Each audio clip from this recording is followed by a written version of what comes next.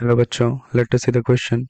The question says the total number of contributing structures showing hyperconjugation involving CH bonds for the carbocation given on RHS is. बच्चों यहाँ पे क्या है, जो हमको कार्बोकेटाइन दिया गया है वो मिसिंग है, तो मैं उसको पहले ड्रॉ कर लेता हूँ।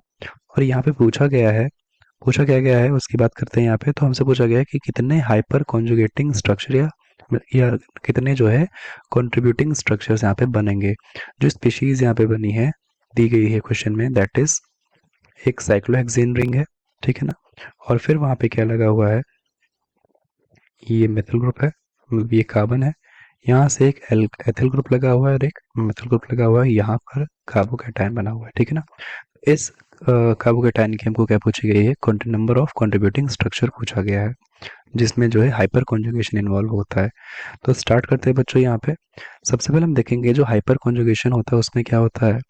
तो की कंसेप्ट यहाँ पे क्या है बच्चों, वो देख ले पहले। की कंसेप्ट यहाँ पे दैट इज हाइपर कॉन्जुगेशन, ठीक है ना।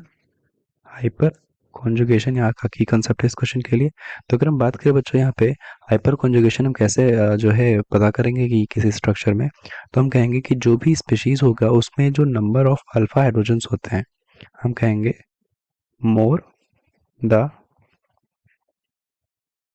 number of alpha hydrogens,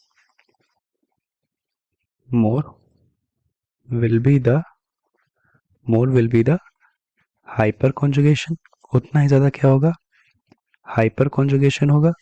और जितनी ज्यादा हाइपर कॉन्जुगेशन होगी, more will be it's stability, उतनी ज्यादा उसकी स्टेबिलिटी होगी। बट यहाँ पे स्टेबिलिटी हमसे नहीं पूछी गई है, हमसे पूछा गया है कि कॉन्ट्रीब्यूटिंग स्ट्रक्चर कितने होंगे। तो हम क्या कहेंगे, हम कहेंगे जो नंबर ऑफ कंट्रीब्यूटिंग स्ट्रक्चर्स होंगे किसी पर्टिकुलर स्ट्रक्चर के लिए जिसमें हाइपर कंजुगेशन इन्वॉल्व होता है, number of contributing structures is equals to क्या होता है बच्चों, number of alpha hydrogens, number of alpha hydrogen के इक्वल होता है, ठीक है ना। अब यहाँ पे बस हमको क्या करना है, इस स्ट्रक्चर हमको देखना है कितने अल्फा हाइड्रोजन होंगे। अल्फा हाइड्रोजन क्या होंगे, तो जो भी हमारा टारगेट मॉलिक्यूल है उसमें जिस भी फंक्शनल ग्रुप या जिस भी पॉइंट पर हम देख रहे हैं उसके एडजेंट वाला जो कार्बन होगा उसको हम अल्फा कार्बन बोलते हैं। जैसे यहाँ पर हम देखें टारगेट कार्बन हमारा ये है, तो इसके एडजेंट कौन कौन से कार्बन होंगे, एक तो ये कार्बन आ जाएगा। इंक में चेंज कर लेता हूँ यहाँ पे, जैसे एक कार्बन मेरा कौन सा आ जाएगा, ये कार्बन आ जाएगा। एक तो ये अल्फा कार्बन हो गया, इधर इसके एडजेंट ये कार्बन भी है, तो this is also alpha carbon. And ये भी क्या है, ये भी अल्फा कार्बन है। तो अल्फा कार्बन से जुड़े जितने भी हाइड्रोजन होते हैं those are called alpha hydrogens, ठीक है ना। तो अल्फा हाइड्रोजन कितने हो जाएंगे, मैं इसको एक बार यहाँ पे नीटली बना लेता हूँ,